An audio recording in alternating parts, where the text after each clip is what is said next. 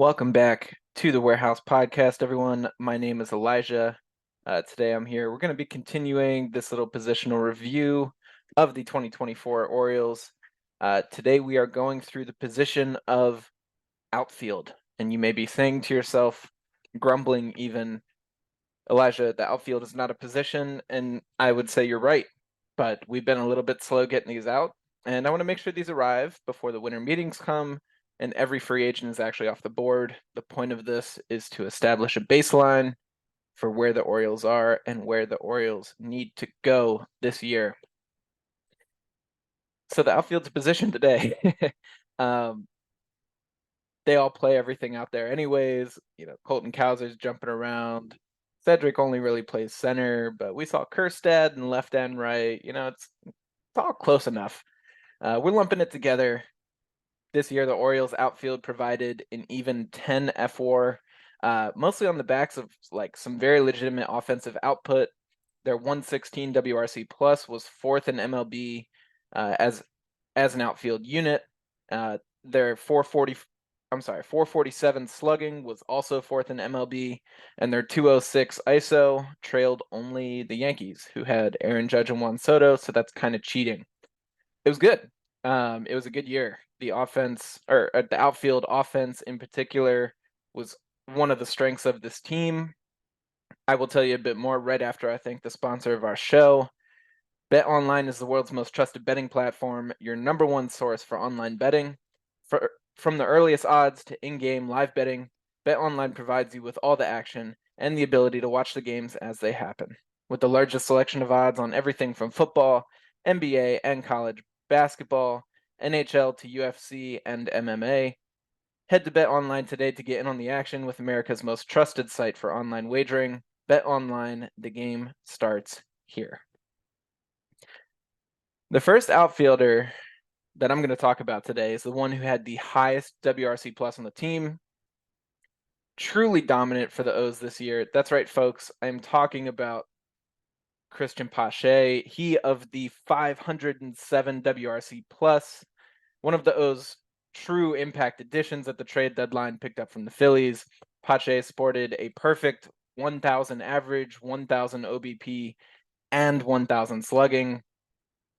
Moving down the list, we have a longtime staple on the fringes of the Orioles roster. That is Ryan McKenna.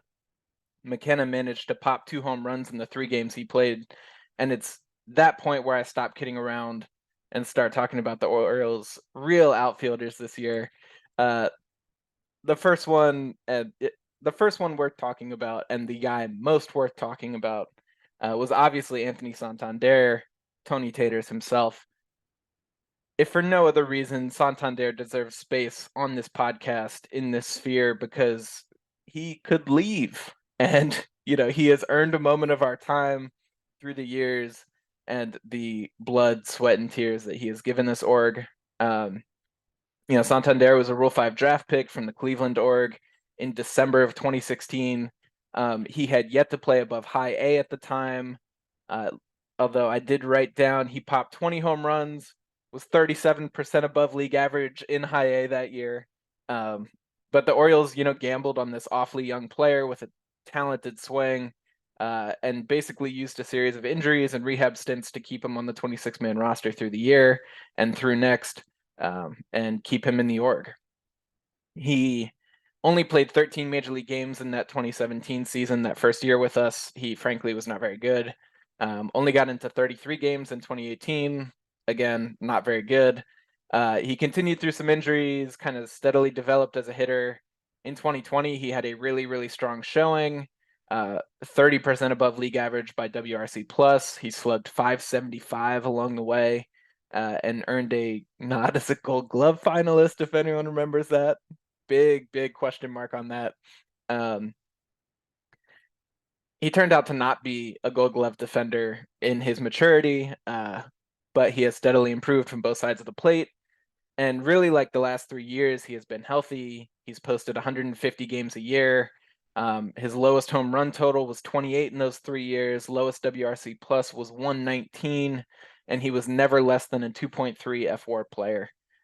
This year, on the back of 44 home runs, He was almost 30% better than league average by WRC plus. He put up a little bit over 3 wins. And at that point, I saw it and I was like, really? Just like 3.3 wins by F4. And this is like what's really interesting about Santander. He hit 11 more home runs this year than he ever had, but his OPS only went up 17 points over last year. His OBP actually dropped 17 points, and that's largely because of a 22-point drop in his batting average. He struck out less, and he walked a very, very small amount more. But Santander just largely decided that he was going to live and die by the quality of his contact. He was going to hit the ball. I'm certainly not here to argue that Santander should try to slap singles around like he did last year.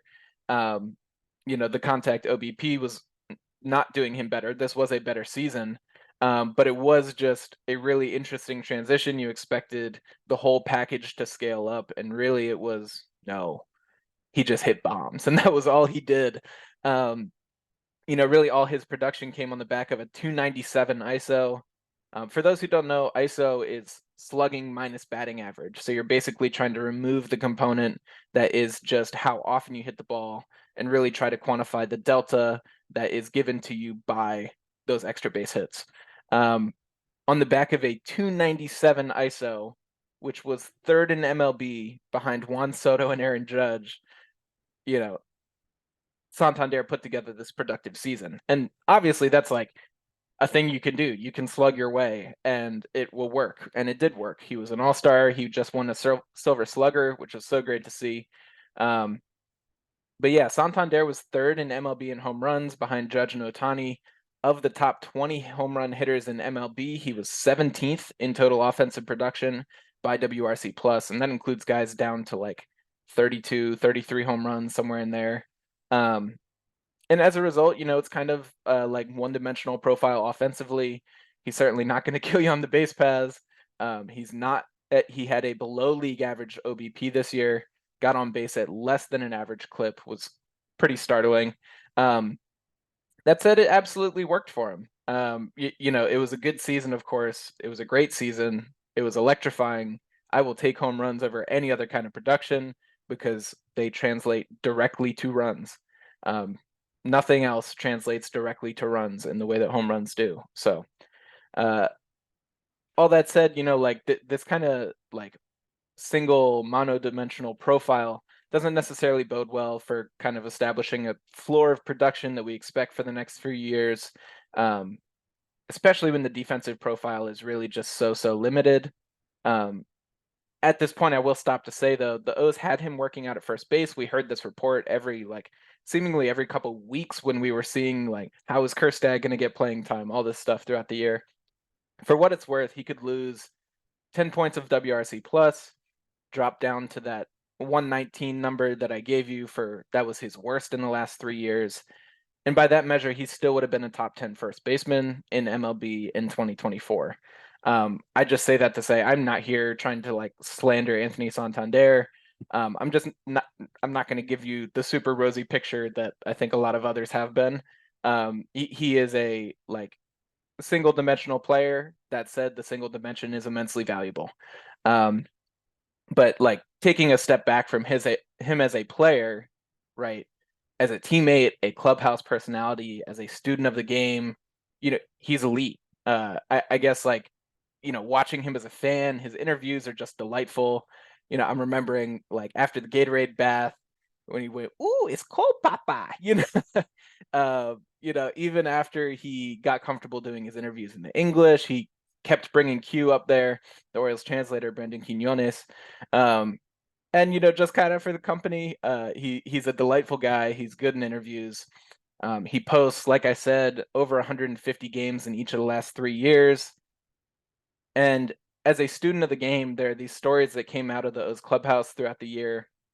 People would say that Santander would study these advanced scouting reports. He would find a pitch that's a pitcher in a given count, 2-1 count, whatever, will 5-10% of the time fall back to this one pitch. And Santander would kind of calculate. He's like, all right, given the kind of hitter I am, I think that would be what happens in this situation, and he would sit on it, and he would sit on it, and he would destroy it. And clearly, you know, like they're not giving concrete examples of what these were. They're not trying to like betray his approach in the middle of the season, but these kinds of things go to show that Santander is a student of the game. He's diligent in his preparation, and he's a smart hitter up there. And that, you know, like in the way that other things do not necessarily bode well for this florid production, he's not the kind of guy who's just getting by on physical talents alone, right? He, you know, and this does bode well as he gets a little bit older. That says he will be able to find his opportunities to continue doing damage as he proceeds through his career. So, all of that to say, if this is the last that we have seen of Anthony Santander in black and orange, I am grateful to have seen that dude grow. You know, grateful that he helped lead us out of this rebuild. This team simply would not be where it is without him. You know, it's very, very simple. Next up is Colton Cowser, somebody that I personally think should win AL Rookie of the Year. He is confirmed as a finalist. Cowser put up an even 4 F4 this year. To put that in context, Freddie Freeman did the exact same. Corbin Carroll did the exact same. Rafael Devers had 4.1, Alex Bregman 4.1, Jose Altuve 3.9. If you told me last offseason that Colton Cowser would be more valuable than Jose Altuve this year, I would have laughed in your face. It would have been rude and disrespectful, but I would have done it. That would have been the natural reaction. Cowser was 9% worse than Santander offensively, only 20% better than league average. But while Santander was worth -3 runs in the field, a 25th percentile fielder, Cowser was phenomenal. 91st percentile fielder, 96th percentile range by outs above average, 96th percentile arm strength. His season was really frustratingly up and down with the bat. WRC plus by month in March and April. Remember, he got off to that torrid start, was just destroying the Boston Red Sox to the tune of a 182 WRC plus in April and March. In May, that dropped down to 70. In June, 92. July, he goes on another tear, 162. August, 106. September, 117. So I suppose he leveled out there, but had 2 phenomenal months, and then May and June was a below league average hitter. This streakiness, I think, we saw that, you know, he had the bat change in the middle of the year. That was largely what led to the really good success in July until pitchers adjusted once again. But Cowser just struck out a lot this year. Almost 31% of the time, which is, you know, on the order of 10% more than the league average. He struck out 35% of the time in August, almost 33% of the time in September. He was whiffing on greater than 40% of breaking and off-speed pitches. Against off-speed pitches in particular, the slugging was down at 243 on the year. Only one of his 24 home runs on the year were against off-speed pitches. Over 60% of changeups that he saw and made contact with were ground balls. And that was exploited really, really heavily toward the end of the year. Both the swing and miss and the inability to get good contact and elevate the ball. But conversely, Cowser really destroyed fastballs this year. A 542 slugging, average exit velocity over 93 miles an hour, and I told you only one of those 24 home runs was on an off-speed pitch. Well, 17 of the 24 were on fastballs. He loved seeing fastballs. He punished mistakes in the middle of the zone. It's phenomenal. And, you know, that is like everything you can ask of a young hitter, is being able to set an approach to find his pitch and do some damage on it. He certainly did that. Despite the whiffs against breaking pitches, he really did do some damage there too. He slugged 500 against sliders, 509 against curveballs. So a little bit more capacity to, you know, see something hanging and do some damage on it. Obviously, if you have been doing quick math at home, that leaves 6 of the 24 home runs, or 1 out of every 4. He did hit against a breaking ball. So there were some really encouraging signs, just in a more broad sense. You know, he was able to elevate the ball more this year. His fly ball percentage went up almost 12%. His hard hit rate also went up almost 12%. He's certainly still learning and growing. He has the whiff issues I just mentioned. Undoubtedly, he is working on cleaning that up as we speak while I am sitting here podcasting. Overall though, it really, really impressive season for a rookie. Again, even with that swing and miss, he pops 24 home runs. He's 20% better than league average offensively, and he played a stellar defense. He ran the base as well. He is a complete player as it stands right now and has room to grow. And just to reiterate, that 4.0 FWAR, I told you some names around it, but that is top 35 in MLB by FWAR. If you have a top 35 player in the entire game of baseball, certainly nobody's going to be arguing.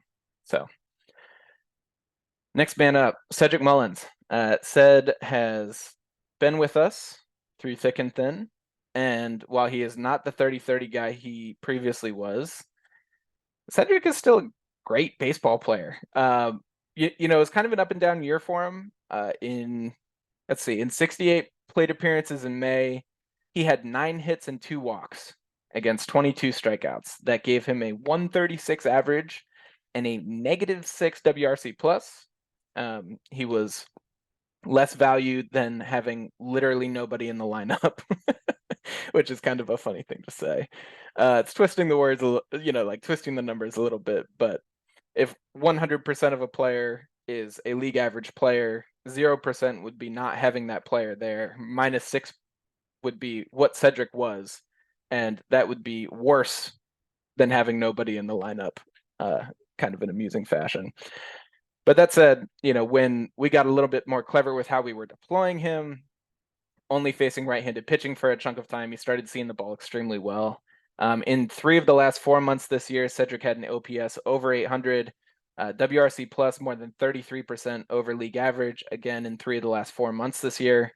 All in all, he was, 5% better than league average, a slightly above average hitter, again by WRC plus, and this was in just under 500 plate appearances.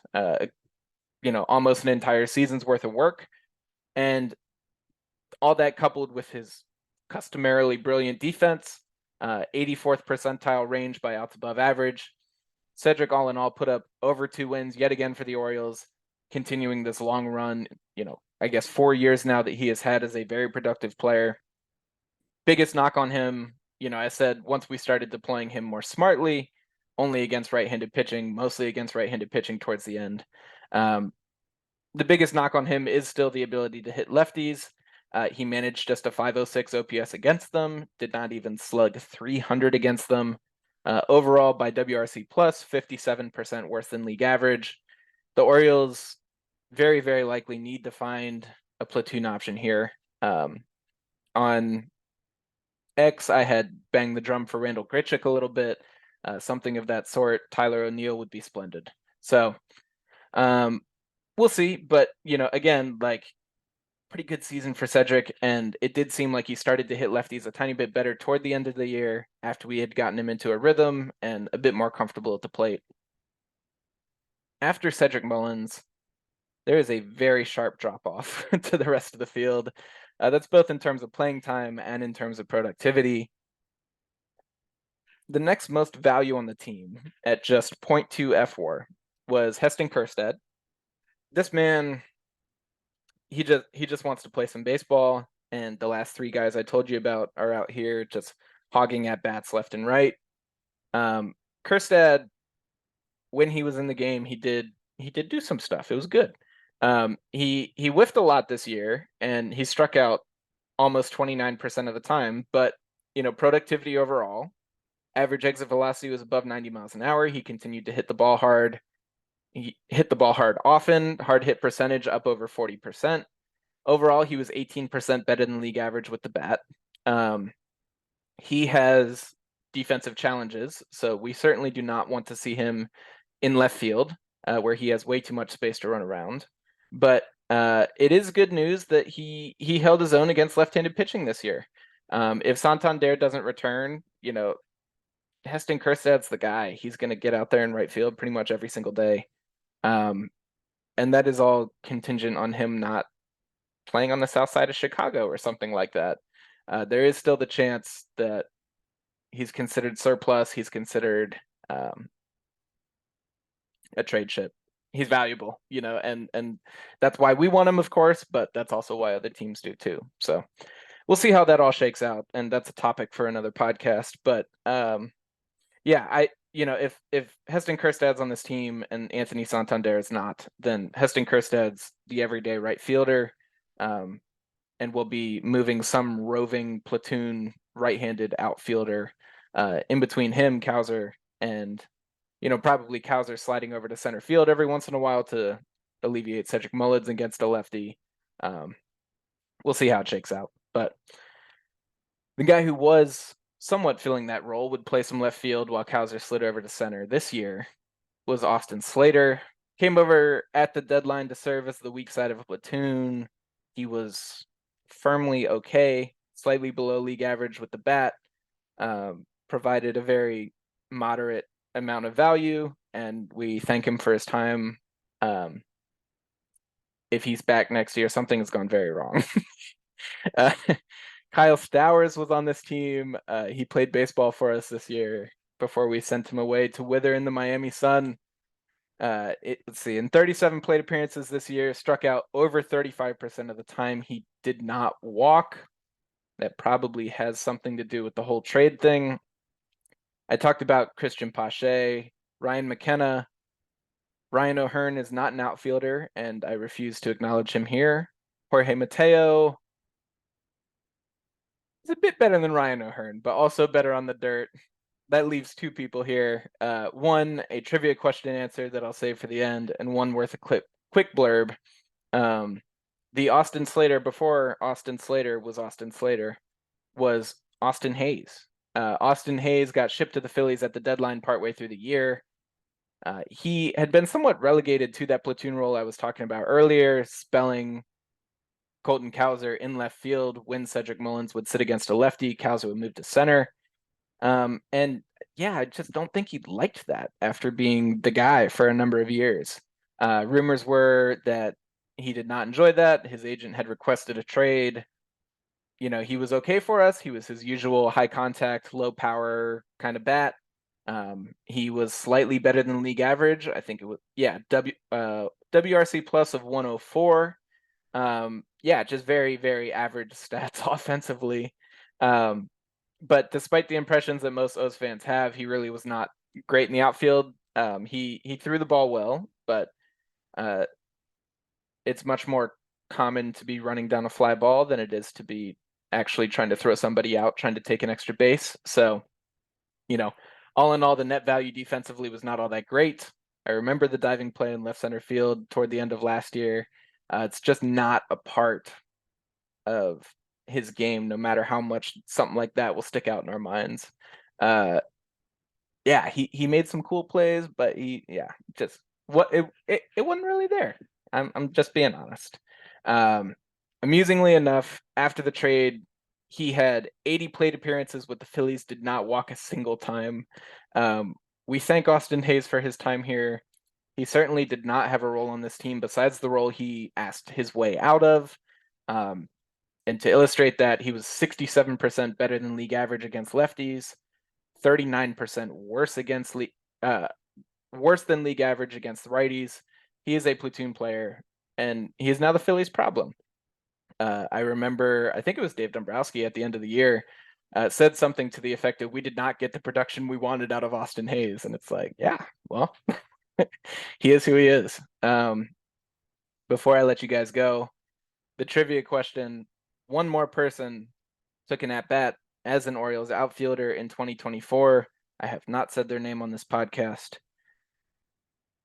That person is Daniel Johnson. Despite not getting on base in his one plate appearance, he did ground out.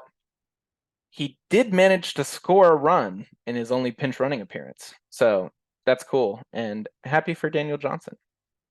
The three folks currently on the 2025 Orioles who you can pencil into a lineup and feel good about are Colton Cowser, Cedric Mullins, and Heston Kjerstad. Those three guys are all left-handed. I told you that Kjerstad handled lefties pretty well. That is true. Cowser played against them all year, did have a platoon split. It wasn't enough. it wasn't enough to keep him out of the lineup, particularly while Cedric was struggling against lefties the way he was. All that said, this is an area of focus for the Orioles this offseason. A right-handed bat who can play in the outfield and do something more than the Austin and Austin tandem did this year. Like I said, I want Randall Grichuk. I want Tyler O'Neill. Tyler O'Neill slugged like over 700 against lefties last year. Dude's got pop, even for the Mount Baltimore out there. I gotta tell you, I'm recording this super late, so bear with me for the little oral gaffes, I guess. But yeah, Tyler O'Neill's got pop. Randall Grichuk was a substantially above league average hitter last year over over the entire season. He did face righties as well pretty often. Both offensive forces and both can handle corner outfield. Do think they're capable of handling left field, maybe not particularly well, but left field at Camden Yards is within the realm of possibility for them. So we'll keep an eye on it. And once again, we will chat about that on a future podcast more so. As always, thank you guys for listening. Definitely appreciate the opportunity to continue talking to you. I love talking Orioles baseball. I do want to say, in the spirit of talking Orioles baseball, a number of members of the Orioles Twitter community have been moving over to Blue Sky. It's a relatively new app to me. I don't know too much about it. I went over there, though. The Warehouse Pod has an account, and we've been talking some baseball, and we've been having a really good time. Definitely encourage folks to join us. In terms of like actual beat writers, Jake Rill, Andy Kotska, and then on the national scale, Mike Petriello from MLB.com and Baseball Savant, the Cespedes Barbecue Boys are over there.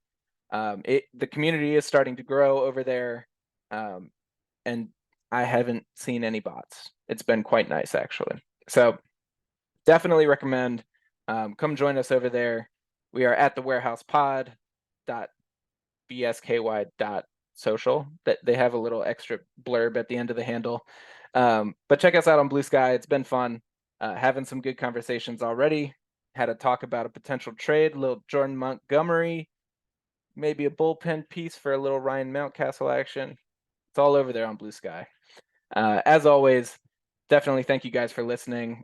Be sure to like, follow, rate, subscribe, whatever you can do. You have heard the spiel many times, but we do appreciate the support. And as always, it helps us reach more of you folks. We appreciate the ability to come and talk to you every once in a while. And yeah, thank you for listening. I hope you all have a great day, great evening, great morning, whatever it is. And we'll catch you next time. Go O's.